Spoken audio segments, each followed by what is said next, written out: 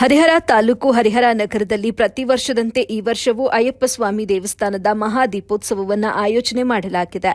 ಜನವರಿ 6ರಿಂದ ಜನವರಿ 8ರವರೆಗೆ ಅಯ್ಯಪ್ಪ ಸ್ವಾಮಿಯ ದೇವಸ್ಥಾನದ ಸನ್ನಿಧಿಯಲ್ಲಿ ವಿವಿಧ ಕಾರ್ಯಕ್ರಮಗಳು ಕೂಡ ನಡೆಯಲಿವೆ.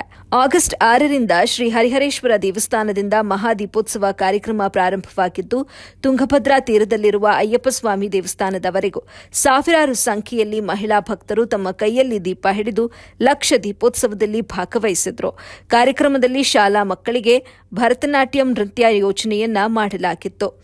ಈ ವೇಳೆ ದೇವಸ್ಥಾನದ ಮಹಾಗುರುಗಳು ನಮ್ಮ ವಾಹಿನಿಯೊಂದಿಗೆ ಮಾತನಾಡಿ ಅಯ್ಯಪ್ಪ ಸ್ವಾಮಿಯ ಮಹಾದೀಪೋತ್ಸವ ಹಾಗೂ ಕಾರ್ಯಕ್ರಮದ ಬಗ್ಗೆ ಮಾಹಿತಿ ನೀಡಿದರು. ಈ ಸಂದರ್ಭದಲ್ಲಿ ದೇವಸ್ಥಾನ ಸಮಿತಿ ಅಧ್ಯಕ್ಷರು, ಉಪಾಧ್ಯಕ್ಷರು, ಪದಾಧಿಕಾರಿಗಳು, ಸರ್ವಭಕ್ತರು ಭಾಗಿಯಾಗಿ ದೇವರ ಕೃಪೆಗೆ ಪಾತ್ರರಾದರು.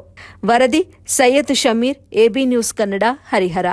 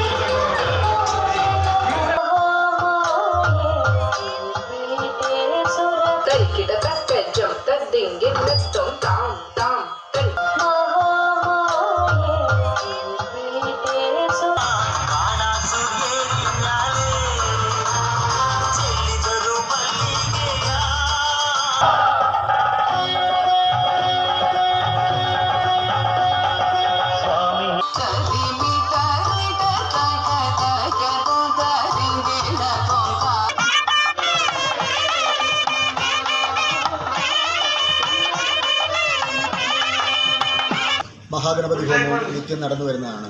കൂടാതെ തന്ത്രിമുഖ്യൻ ശ്രീ വാസുദേവൻ നമ്പൂതിരി അവരുടെ മുഖ്യ കാർമ്മികത്തിലാണ് ഇവിടുത്തെ പ്രതിഷ്ഠാവിധാനങ്ങളും മറ്റു കാര്യവിധാനങ്ങളും നടന്നു വരുന്നതും.